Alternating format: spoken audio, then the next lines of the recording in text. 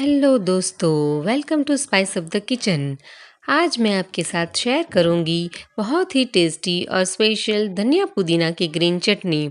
इस चटनी को आप अपने खाने में शामिल करेंगे तो आपके खाने का स्वाद 2 गुना बढ़ जाएगा।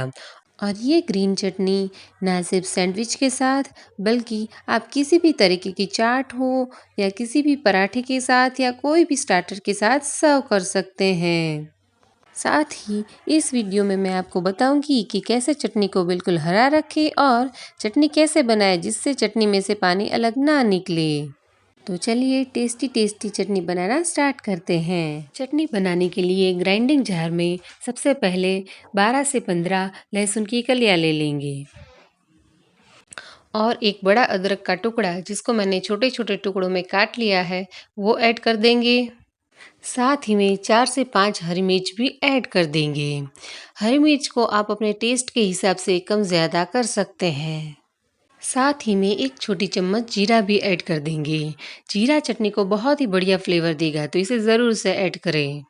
हमारी चटनी को स्पेशल बनाने के लिए यहाँ पे हम डालेंगे 1 बड़ी चम्मच मूंगफली के दाने। इससे हमारी चटनी का स्वाद बहुत बढ़िया आएगा, रंगत भी अच्छी आएगी और चटनी एकदम गाढ़ी बनेगी और चटनी में से पानी अलग नहीं निकलेगा। 1 छोटी चम्मच काला नमक डालेंगे। काला नमक बिल्कुल ऑप्शनल है लेकिन एक बार ज़रा इसे डाल के देखिएगा, काले नमक से लाजवाब टेस्ट आएगा। अभी इसमें हम स्वाद अनुसार नमक ऐड कर देंगे। थोड़ी सी हींग भी ऐड कर देंगे। चटनी को एकदम चटपटा बनाने के लिए आधी छोटी चम्मच चाट मसाला ऐड कर देंगे।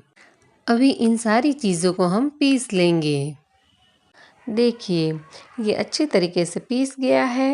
अगर पीसते वक्त आप चाहे तो 2-3 चम्मच पानी ऐड कर सकते हैं।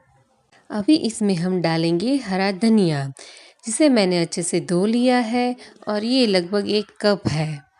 यहाँ पे हमें धनिया की डंडी को भी इस्तेमाल करना है। सिर्फ मोटी मोटी डंडियाँ हटाए, बाकी इसे पत्ते के साथ ही चटनी बनाने में यूज़ करें क्योंकि धनिया की डंडियों में भी बहुत स्वाद होता है। अभी हम पुदीना ऐड कर देंगे। ये लगभग 1 कप है और पुदीने की हमें सिर्फ पत्तियां ही इस्तेमाल करनी है, डंडियों का इस्तेमाल नहीं करना है क्योंकि डंडियों में थोड़ा सा कड़वापन होता है जो चटनी के टेस्ट को ख़राब कर देता है। तो इसमें हम पुदीना ऐड कर देंगे। अभी इसमें हम 2 नींबू के रस को ऐड कर देंगे।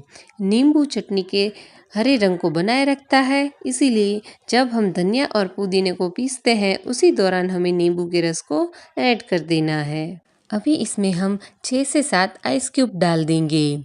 आइस क्यूब डालने का हमारा यहाँ पे मेन रीज़न यही है कि मिक्सी चलने पर जब ग्राइंडिंग जार गर्म होता है तो इसी वजह से हमारी चटनी का रंग काला पड़ने लगता है। तो आइस क्यूब हमारी चटनी को काला नहीं पड़ने देगा, तो आइस क्यूब ज़रूर से ऐड करें। अभी इसमें हम 2 से 3 चम्मच पानी ऐड कर देंगे। अभी हम इन सारी चीज़ों को अच्छे से पीस लेंगे। तो चलिए चेक कर लेते हैं। Wow, perfect! चटनी हमारी एकदम बढ़िया से पीस चुकी है।